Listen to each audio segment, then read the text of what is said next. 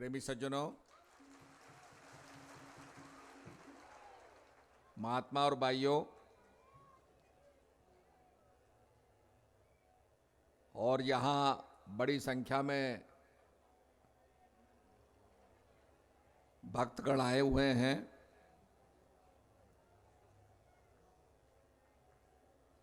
और आज इस पुण्य पर्व पर स्नान के साथ साथ सत्संग की गंगा में भी गोता लगा रहे हैं।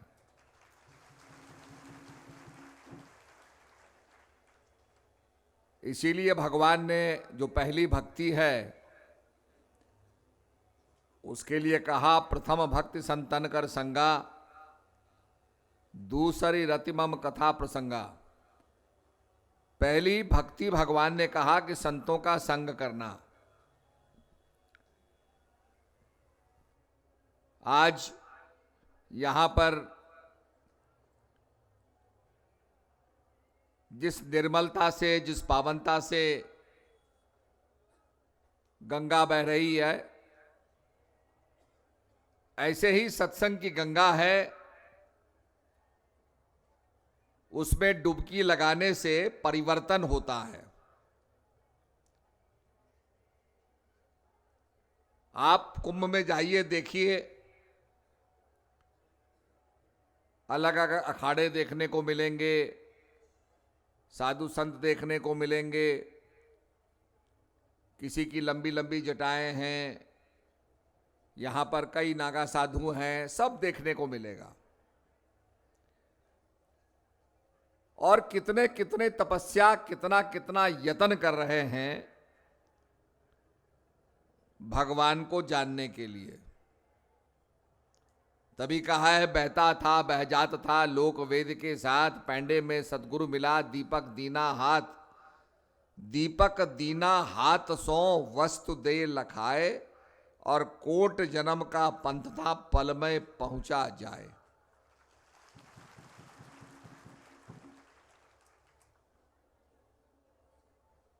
यहां तो कुंभ में बहुत ज्यादा भीड़ आती है, तो पुलिस वाले उसको एक रास्ते से दूसरे रास्ते, तीसरे रास्ते,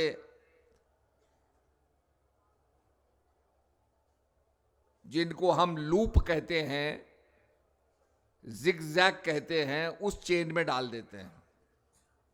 और आप उसी में घूमते रहेंगे, फिर बड़ी मुश्किल से जाकर के पहुंचेंगे। ताकि क्राउड ना बढ़ जाए, संख्या ना बढ़ जाए, तो आदमी चलता रहे। पर गुरु महाराज ने क्या किया, दीपक दीना हाथ सो वस्तु दे लखाए, और कोट जन्म का पंथ था पल में पहुंचा जाए। ये लंबे रास्ते को शॉर्ट कर दिया। जैसे कई रास्ते हैं, कल हमारी शोभा यात्रा भी निकली, कई रास्तों में निकली, पर जब वीआईपी इन रास्तों के अंदर, बहुत से रास्ते हैं, तो क्या करते हैं, आकाश मार्ग से, जो सुगम रास्ता है, आकाश मार्ग से हेलीकॉप्टर से उसको ले आते हैं। उसको अंग्रेजी में कहते हैं क्रोज फ्लाइट। कौवा जो सीधे उड़ता है, उससे आप पहुंच जाते हैं, जो सीधा रास्ता है। हमारे देहरादून से मसूरी आप जाइए, बड़ा टेढ़ा मेढ़ा रास्ता है, घंटों लग जाते हैं। पर अगर चिड़िया उड़े, कौवा उड़े, तो सीधे उड़ेगा वो। इसीलिए कहा जाता है, straight line is the shortest distance between 2 points. Sidhi line की परिभाषा क्या है, कि सीधी लाइन 2 बिंदु के बीच में सबसे शॉर्टेस्ट डिस्टेंस है। और यही बात भगवान कृष्ण कहते हैं, अर्जुन, ये जो राजविद्या है, ये सबसे शॉर्टेस्ट डिस्टेंस है।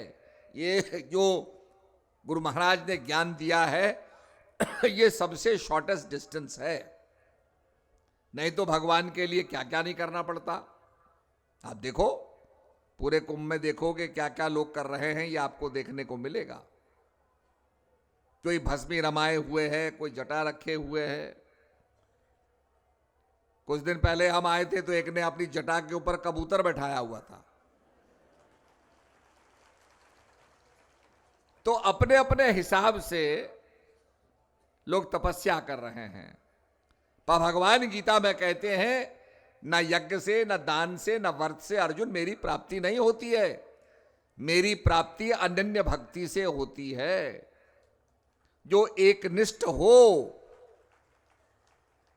जिसमें आदमी बाएं दाएं ना देखे, सीधे भक्ति करे। और भगवान कहते हैं अपने मन का समर्पण, कि सब कर्म करते हुए मेरा सुमरण करे। श्री हंस जी महाराज इस बात को कहते थे, बड़े डंके के साथ कहते थे। और महाराज जी उदाहरण देते थे कि एक साइकिल वाला साइकिल चलाता है तो पैडल मारता है, आंखों से सड़क को देख रहा है, शरीर से वो बैलेंस करता है साइकिल को। उस साइकिल में एक आदमी को बैठा भी रखा है और वो बात भी करता है, फिर भी उसका बैलेंस बना हुआ है। डिसबैलेंस हो जाएगा तो गिर जाएगा। आदमी इतने कर्म कर रहा है, ऐसे ही संसार में हम कर्म करते हुए हमारा जो ध्यान है, कंसंट्रेशन ऑफ जो माइंड है, ये भगवान के प्रति होना चाहिए, भगवान से होना चाहिए। बहुत से लोग कहते हैं साहब ऐसा कैसे संभव है। अगर ऐसा संभव नहीं है तो भगवान ने क्यों कहा, तस्मात् सर्वेषु कालेषु मामान स्मर युद्ध च। हे अर्जुन, सब काल में सुमरण करते हुए तू मेरा सुमरण कर, सब काम को करते हुए। इज इट पॉसिबल और इज इट नॉट पॉसिबल? क्या यह संभव है या नहीं है? जो हमारे भारी कार्य हैं, दर्शन करना, बहुत से जो काम है, सुनना, जब गाढ़ निद्रा आ जाती है तो ये फंक्शन बंद हो जाते हैं। नींद को प्राप्त कर लेते हैं तो आंख से दिखना बंद हो जाता है। गाढ़ निद्रा में चले जाते हैं तो कान से सुनना बंद हो जाता है। तो जागृत अवस्था में, स्वप्न अवस्था में और सुषुप्त अवस्था में, जागृत अवस्था में हम देख रहे हैं, आप मुझे देख रहे हैं, मैं आपको देख रहा हूं। स्वप्न अवस्था में ये संभव नहीं है। जब आप सो जाएंगे तो जो आपके अंदर संस्कार होंगे या जो थॉट होगा उसका सपना देख सकते हैं। तो जो जागृत में करते थे बहुत से काम हम स्वप्न में नहीं कर पाएंगे, और जो स्वप्न में करते थे वो हम बहुत से सुषुप्त अवस्था में नहीं कर पाएंगे।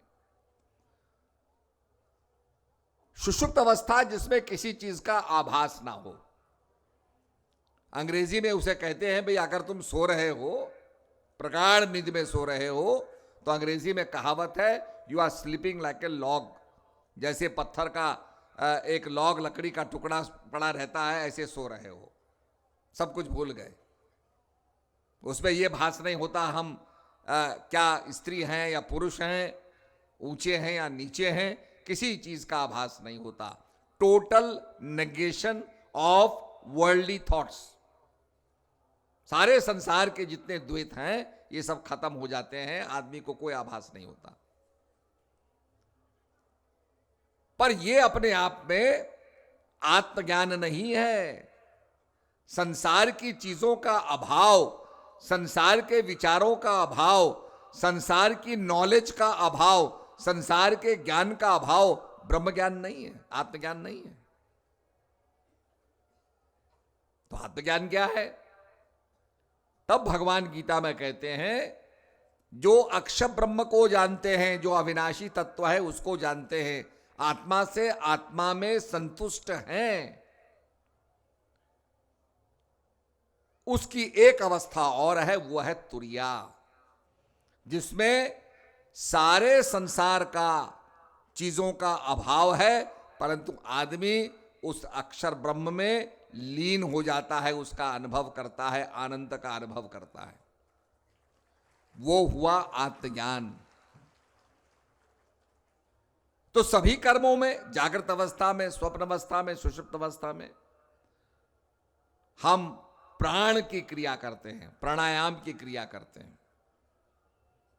तुर्यावस्था में भी प्रणाम करते हैं। हर अवस्था के अंदर ये श्वास की क्रिया चल रही है, जो निरंजन माला है, और इसी के माध्यम से हम आत्मज्ञान का अनुभव करते हैं। निरंजन माला घट में फिरे दिन रात, ऊपर आवत नीचे आवत, नीचे जावत श्वास श्वास चल जात, और संसारी नर समझे नाही वृथा उमर बिहात। पानी आपने देखा, पानी के अंदर H2O, हाइड्रोजन के 2 एटम हैं, एक ऑक्सीजन का एटम है, जिससे पानी का एक मॉलिक्यूल बनता है। जो पानी आप पी रहे हैं, जो गंगा का जल है, यमुना का जल है, किसी भी नदी का जल है, हवांगो का है, वोल्गा का है, थेम्स का है, किसी भी देश का जल आप लेंगे, उसके अंदर आपको H2O मिलेगा। और जब हम जल को लेते हैं, जल में बिजली प्रभावित करते हैं, तो क्या होता है, एक एंड से हाइड्रोजन निकलती है, एक एंड से ऑक्सीजन निकलती है, जिसको हम कहते हैं इलेक्ट्रोलिसिस। आसमान में हाइड्रोजन है, ऑक्सीजन है, जब बिजली कड़कती है, बिजली कड़कने से मिल जाते हैं और पानी की बूंदें गिरती हैं। उसी पानी के बूंदों में बिजली प्रभावित करेंगे तो एक तरफ हाइड्रोजन निकलेगा, एक तरफ ऑक्सीजन निकलेगी। आजकल वैज्ञानिक, बहुत ज्यादा प्रदूषण हो रहा है, बहुत ज्यादा फ्यूमिगेशन, धुआं निकल रहा है, पोल्यूशन हो रहा है, कार्बन डाइऑक्साइड, कार्बन मोनोऑक्साइड। तो अब वो कहते हैं भाई पानी को लो, इसमें बिजली प्रभावित करो, एक तरफ आपको हाइड्रोजन मिलेगा, और उस हाइड्रोजन को आप फ्यूल सेल में डाल करके इससे गाड़ियां चला सकते हैं। आने वाली जो कारें हैं वो या तो बिजली की बनेंगी, हाइब्रिड कार्स बनेंगी, या हाइड्रोजन फ्यूल से चलने वाली गाड़ियां मिलेंगी। और ये हाइड्रोजन कहां से निकल रहा है? पानी से निकल रहा है, क्योंकि पानी से वो बना। तो प्रेमी सज्जनों, इसीलिए वो जो कहीं का भी जल हो, हम कहीं के भी हों, वो प्राण शक्ति हम सब में एक है, और उसी चीज को हम नहीं जानते। अपन को आप ही में पायो, शब्द ही शब्द भयो उजियारो, सतगुरु भेद बतायो, अपन को आप ही में पायो। तभी तो कहा एक चाइनीज फिलोसोफर ने, a journey of 1000 miles begins beneath your feet. 1000 मील लंबी यात्रा की शुरुआत कहां से होती है? आपके पैरों के नीचे से। और ईश्वर की खोज, हम संसार में भटक रहे हैं, मृगनाभि कुंडल बसे मृग ढूंढे बरमाए, ऐसे घटघट ब्रह्म है दुनिया जानत नाय। हम संसार में भटक रहे हैं, पर उसकी जो जिज्ञासा है, उसकी जो खोज है, वो अपने से ही होनी चाहिए। तो ये संतों का समागम, ये सत्संग की एक ऐसी गंगा है जिसमें कहा गया, काक होए पिक बकौ मराला, सुन आश्चर्य जन कोई, सत्संग गति महिमा नहीं गोई। तुलसीदास जी कहते हैं सत्संग की महिमा ऐसी है जिसमें कौवा कोयल बन जाता है। हम लोग बंबई के आजाद मैदान में थे, श्री हंस जी महाराज आजाद मैदान में सत्संग कर रहे थे। एक बहुत समय से एक शास्त्री जी जो थे, सत्संग सुनते थे, इच्छुक थे ज्ञान जानने के लिए। महाराज जी ने कहा कि जाओ इनको उपदेश दो। एक महात्मा जी को कहा और उनको किसी प्रेमी के मकान में लेकर के उपदेश दिया। उपदेश देने के बाद महाराज जी के पास आए, प्रणाम किया, सत्संग चल रहा था। तो महाराज जी ने कहा, भाई ये शास्त्री जी को माइक दो। तो शास्त्री जी क्या कहने लगे कि महाराज जी का ज्ञान प्राप्त करने के बाद सच्चाई क्या है मुझे अब पता चली। मैं भी श्लोक बोलता था, जो पढ़ा सो बोला, पर उसका अर्थ नहीं समझता था। जैसे कबीरदास जी का दोहा है, माला फेरत युग गया, और माला फेरत युग गया, पाए न मन का फेर, कर का मन का डारी दे, मन का मन का फेर। ये टीचर ने पढ़ाया, इसका अर्थ पढ़ाया कि भाई माला फेरते फेरते युग बीत गया है, मन की माला तो फेरी ही नहीं, अगर मन की माला फेर लोगे तो मुक्ति हो जाएगी। बच्चे ने भी पढ़ लिया, उसने भी रट लिया। एग्जामिनेशन में, परीक्षा में क्वेश्चन आया, कबीरदास जी क्या कहते हैं इस दोहे में, तो उसने भी लिख दिया। अब जो कबीरदास जी कहते हैं, माला फेरत युग गया, पाया न मन का फेर, कर का मन का डार दे, मन का मन का फेर। वो मन की जो माला है वो क्या है, वो ना पढ़ाने वाले को पता, ना लड़का पढ़ रहा है उसको पता, जो नंबर देगा वो भी 10 में से 10 देगा, क्योंकि भाई और क्या कह सकता है वो, उसको भी नहीं पता। हमारे आश्रम में एक प्रेमी था, विक्रम। शरीर उसका मुसलमान था, मुसलमान होके वो आया, ज्ञान लिया। तो बड़े बड़े लोग आते थे कि साहब ये महाराज जी का आश्रम है, हम प्रश्न करेंगे। तो एक दिन वो पौधा लगा रहा था, तो किसी ने कहा, भाई यहां कोई जवाब नहीं देने वाला, क्या है? उसने कहा, जी मैं ही जवाब दे देता हूं, क्या चाहते हो आप? बोला, भाई हम तो बड़े विद्वान हैं। उसने कहा, विद्वान हैं तो बताओ। यही दोहा उसने सुनाया और कहा, बताओ मन की माला क्या है? अब वो भी विद्वान आदमी था, क्या बोलता? मन की माला क्या है वो तो वो जानता ही नहीं। तो हमारे साधारण से प्रेमी के आगे वो भी नतमस्तक हो गया। तो गुरु महाराज ने जब ज्ञान दिया तो मन की माला कैसे फेरी जाती है, मन कहां लगाया जाता है, यह समझा दिया। इसीलिए सत्संग के अंदर एक कथा सुनाई जाती है कि कुछ अंधे व्यक्ति थे, हाथी को देखने गए। अब उन्हें कहा, भाई हाथी कैसे देखें? तो कहा, इसको टटोलो। तो किसी ने पकड़ा पैर हाथी का, किसी ने पकड़ी सूंड हाथी की, किसी ने पकड़ी पूंछ हाथी की, किसी ने पकड़ा पेट, किसी ने पकड़े कान। सब अपना अपना डिस्क्रिप्शन दे रहे हैं। अरे हाथी तो रस्से की तरह है, हाथी तो बिल्कुल रस्सी है, हाथी तो खंबे की तरह है, हाथी तो ढोल की तरह है। पर ये अंग बता रहे हैं, अनुभव किसी को नहीं है।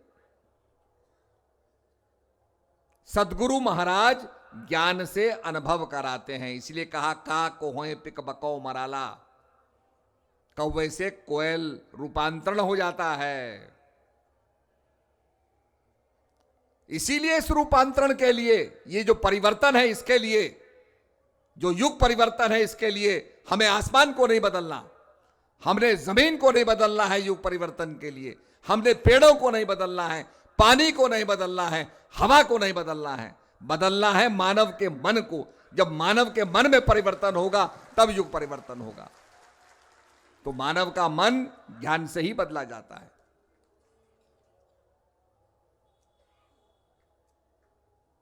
America is very very strong. America के पास मिसाइल्स हैं, रशिया के पास भी मिसाइल्स हैं। जितने मिसाइल्स अमेरिका के पास है उतने रशिया के पास भी हैं। और दुनिया को एक बार नहीं कई बार नष्ट करने की ताकत उनके पास है। उनकी बड़ी अलभ्य फौज है, कम्युनिकेशन का सिस्टम फैंटास्टिक है। पर अमेरिका और रूस विश्व गुरु नहीं है, विश्व को दिशा देने वाले नहीं हैं।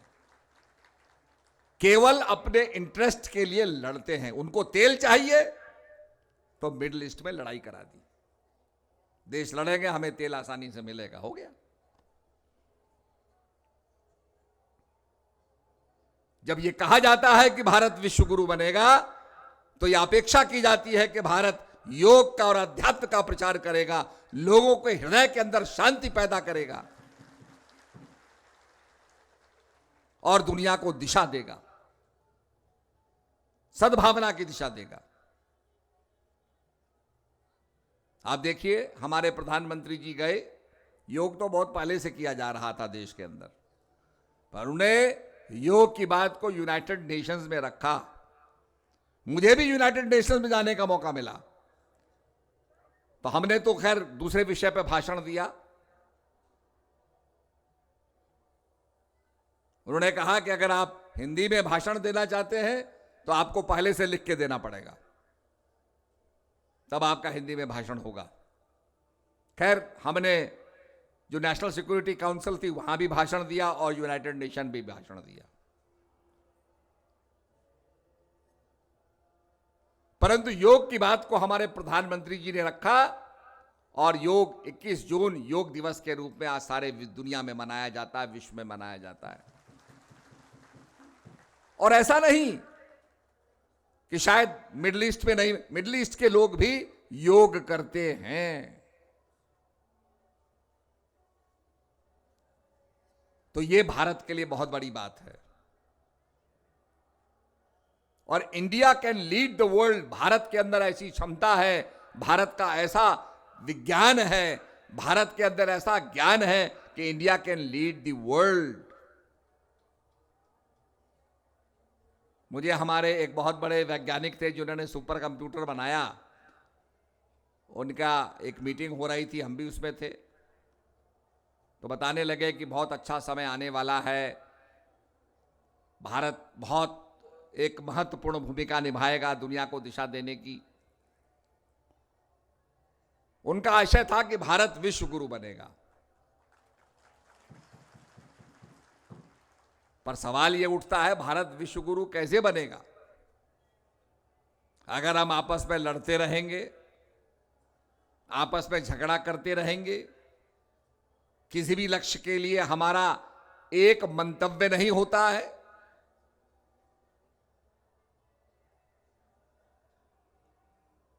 तो यह एक विचारणीय विषय है। देशवासियों को एक दूसरे की मदद करनी चाहिए, एक दूसरे के धर्म में भी मदद करनी चाहिए। राम हमारे पूर्वज हुए, राम का अगर रामायण किसी ने देखी हो, देश में सभी ने रामायण देखी जब रामायण की सीरियल चलती थी, महाभारत की सीरियल चलती है, कोई ना भी मानने वाला हो राम का तो भी राम का तो देखेगा, वो तो चित्र आता है, सीरियल आता है, लोग देखते हैं। तो किसी भी महापुरुष के लिए देश को एक होना चाहिए, देश के मनुष्यों को एक होना चाहिए। मैं उदाहरण देता हूं, जिस समय मलेशिया स्वतंत्र हुआ तो वहां पर बड़ी भाषाएं थी। उन्होंने कहा भाई अब कौन सी हमारी नेशनल लैंग्वेज बनेगी? तो वहां के जो विद्वान लोग थे उन्होंने कहा भाई ऐसा करो, एक टापू की भाषा लो, अल्पसंख्यक भाषा लो। तो अल्पसंख्यकों की भाषा ली गई, स्क्रिप्ट रोमन था, अंग्रेजी रोमन, और उस भाषा को उन्होंने उसका नाम भी भाषा ही रखा और नाम रख के उसको स्वीकार करके उसके देश को भाषा बना दिया। उन्होंने एक टापू की भाषा को क्यों स्वीकार किया? उन्होंने कहा कि फिर किसी के अंदर यह भाव नहीं होगा कि साहब हमारी उपेक्षा हो गई। आज जो आरक्षण का बिल आया है, आर्थिक आरक्षण का, यह अपने समय में मैं पहले ही ले आया था। मैंने कहा आर्थिक आरक्षण होना चाहिए फॉर द वीकर सेक्शन। गरीबी की कोई जात नहीं होती है, गरीबी तो गरीबी होती है। आज उसको लाया गया, इससे निश्चित रूप में फायदा होगा, सबको आगे बढ़ने का मौका मिलेगा। पर ये मलेशिया का एक बहुत सुंदर उदाहरण है जिसको शायद हमारे नेता नहीं कर पाए। एक बड़ी सुंदर कथा आती है कि शैतान ने भगवान से कहा, एक शिकायत की कि प्रभु आप बड़े बड़े अवतारों को भेजते हैं, मसीहा को भेजते हैं संसार का उद्धार करने के लिए, कभी हमें भी मौका दे दो। अगर शैतान को भी मौका दोगे तो हम भी कुछ कर सकते हैं। तो भगवान ने कहा, ऐसा मैं 3 भाई प्रश्न करूंगा, अगर 3 प्रश्नों का जवाब दे दोगे तो संसार को संभालने का काम हम तुमको भी दे देंगे। शैतान ने कहा, जी बताइए क्या प्रश्न है। तो पहले तो उन्होंने कहा, बताओ भाई कितने तारे हैं। तो फटाफट शैतान ने कैलकुलेटर लिया, उस पर टाइप किया, कहा साहब इतने तारे हैं। सही थे। भगवान ने कहा, बहुत अच्छी बात है। उसके बाद भगवान ने कहा, अच्छा बताओ तुम्हारे सिर के बाल कितने हैं। उसने फटाफट गिना, गिन के बता दिया, जी मेरे सिर पे इतने बाल हैं। भगवान ने कहा, भाई ये भी सही है। फिर भगवान ने कहा, भाई आखिरी प्रश्न है, अगर इसका जवाब दे दोगे तो हम तुम्हें संसार को संभालने का काम दे देंगे, फिर संसार का उद्धार तुम ही करना। बोला, प्रभु बताइए। बोला, ये बताओ कि जाति के नाम पर, धर्म के नाम पर कितनी राजनीतिक पार्टी भारत में खड़ी हो रही है। तो अभी तक वो चक्कर लगा रहा है, गिन रहा है, गिन नहीं पाया। कभी कोई खड़ा हो जाता, कभी कोई खड़ा, कभी कोई खड़ा, कोई धर्म की पार्टी, कोई समाज की पार्टी, कोई कुछ की पार्टी। तो अभी तक वो भगवान को बता नहीं पाया, तो उसको काम भी नहीं मिला संसार को संभालने का।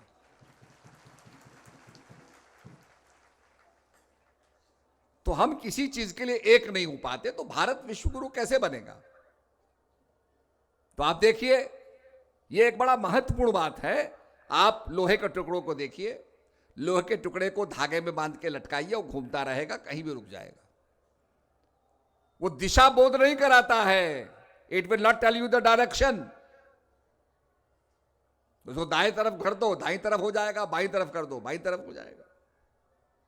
पर चुंबक में क्या विशेषता होती है। चुंबक को धागे पे बांधोगे, चुंबक घूमता घूमता आपको नॉर्थ और साउथ इस दिशा में जाके रुकेगा। चुंबक की सुई जो रखी जाती है पिवट के ऊपर, बिल्कुल नोक के ऊपर रखी जाती है, वो जब घूमती है तो घूम करके नॉर्थ साउथ ही दिखाती है। इसलिए चुंबक को हवाई जहाज वाला भी इस्तेमाल करता है, पानी का नाविक भी इस्तेमाल करता है, और धरती पर जो चलता है, एनसीसी में जो चलते हैं, सेना जो चलती है, वो भी चुंबक का सहारा लेती है दिशा बोध के लिए। एक चुंबक दिशा बोध कराता है। चुंबक में क्या होता है, व्हाट इज दी स्पेशलिटी। चुंबक और लोहा तो दोनों एक ही है। अब देखिए, आप बैठे हैं, सब मेरी तरफ देख रहे हैं, सबका ध्यान है, महाराज जी क्या बोल रहे हैं सुन रहे हैं, ध्यान। आपका एक फॉर्मेशन हो गया। ऐसे ही लोहे के अंदर जब फॉर्मेशन होता है, लोहे के टुकड़े पर चुंबक चलाइए चलाइए चलाइए, तो उसके पार्टिकल्स एक दिशा में धीरे धीरे हो जाते हैं, और वो लोहा भी चुंबक बन जाता है। हम एक डब्बा होता है जिसमें ऑयल पिन होती है। अब ऑयल पिन तो चुभने वाली चीज है भाई, ये बिखर ना जाए, चुभ ना जाए, तो उसमें एक चुंबक का टुकड़ा डाल देते हैं, वो सारी चिपक जाती है, सब चुंबक बन जाती, कोई नहीं गिरती, कोई नहीं हिलती, सब चिपक जाती हैं। कहने का मतलब यह है कि जब देश के सारे व्यक्ति ये सोचेंगे हमारा देश विश्व गुरु बने, तो इसमें चुंबकीय शक्ति आ जाएगी, और उस ताकत के साथ भारत विश्व गुरु बनेगा। संकल्प की शक्ति। ये जो कुंभ हो रहा है, ये भी संकल्प की शक्ति है। अमृत के अंदर स्नान करने के लिए, उस अमृत के अंदर विश्वास रखने वाले लोग, इतने लाखों लोग यहां पर आके स्नान कर रहे हैं। दुनिया देख रही है, टेलीविजन लगे हुए हैं और दिखा रहे हैं कि भारत के अंदर एक इतना बड़ा महा संगम हो रहा है, इतना बड़ा कार्यक्रम हो रहा है। ड्रोन से सरकार देख रही है, हेलीकॉप्टर से देख रहे हैं, सब इसको देख रहे हैं। क्यों? सबके अंदर एक संकल्प, एक चीज को पूरा करने का भाव है। ऐसे ही हमारे देश के अंदर जब सब लोगों के अंदर भाव होगा कि हमारा देश विश्व गुरु बने, ये स्पिरिचुअलिटी ला सकती है, अध्यात्म ला सकता है। तो इसलिए, और भाई आप लोगों ने तो इतना प्रेम यहां सबके अंदर है। माता जी की फ्लाइट थी, वो भी कैंसिल हो गई, वो भी लौट के आ रही।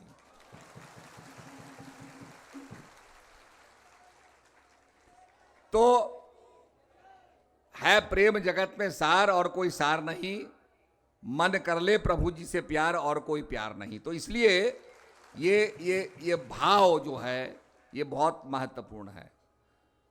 तो हम यही समझाना चाहते हैं कि द डे विल कम जब भारत निश्चित रूप में लीड करेगा, आगे बढ़ेगा, और हम देशवासियों को एक होना चाहिए। इसीलिए हम भगवती की आराधना करते हैं। सारे देवताओं ने अब भगवती को अपने आयुध दिए, हे भगवती तुम उद्धार करो, देश का कल्याण करो।